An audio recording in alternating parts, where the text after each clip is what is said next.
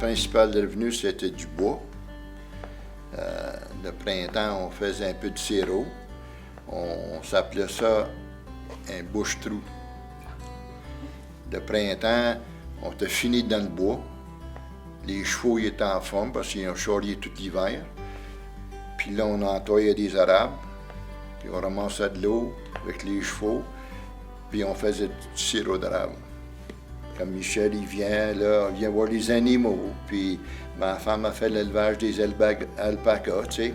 Puis il y a des chèvres. Puis moi, j'ai des vaches à bœuf. Puis on lève des cochons pour la porc, tu sais. Puis on lève notre bœuf. On fait des gros jardins on mange de ça à l'année, tu sais. J'ai tout aimé les chevaux. Puis mon père, il avait toujours des chevaux pour travailler sur la ferme. Puis moi, à l'âge de 17-18 ans, j'ai dit à mon père, j'ai le goût de commencer à acheter des chevaux de selle, puis louer des chevaux. Puis l'hiver, je fais des sleigh rides. Puis, c'est dans ce temps-là, hein, le grand-père, il dit, tout le monde, ils ont des chevaux, il dit, ça ne marchera pas. Petit gars, ça ne marchera pas. Mon père, il disait ça, non, oublie ça. En tout cas, moi, j'avais une tête dure un peu. J'ai commencé à commercer des chevaux, puis j'ai acheté des chevaux. Là, je commence à faire des sleigh rides. L'hiver, on avait des sleighs, on avait des chevaux. J'avais trouvé des peaux de buffalo, puis tout ça.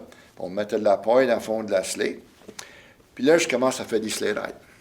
Mais c'était bien populaire, hein, puis on était bien connus. Puis on avait des beaux chevaux, puis des belles trails. Hein. On avait des trails jusqu'au bivouac ici, quasiment.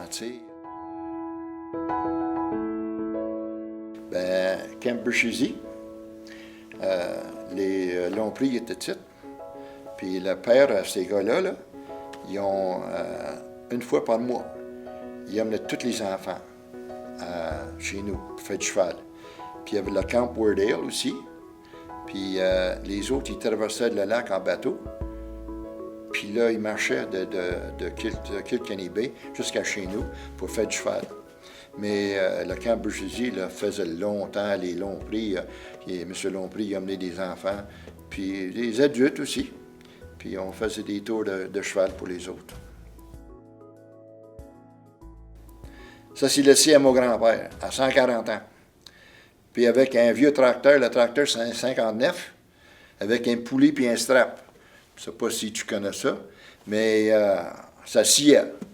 Oh non, on a des vieilles affaires. Moi, j'aime ça, les vieilles affaires. Parce que, tu sais, comme mon grand-père, il a bâti une grange qui a resté debout de 200 ans avec des vieux outils. On n'avait pas grand outils dans ce temps-là, tu sais. Puis on n'avait pas des moyens pour acheter des outils, tu sais. Mais aujourd'hui, j'ai des tracteurs, puis j'ai de l'équipement, mais c'est pas d'équipement neuf. C'est ça que tu appelles caler tout cultivateur aujourd'hui. Ils achètent trop d'équipement neuf. Puis ils n'ont pas des moyens pour le payer. Puis après un bout de temps, ils lâchent.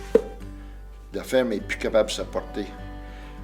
Moi, ma manière, c'est si j'ai de l'argent, j'achète.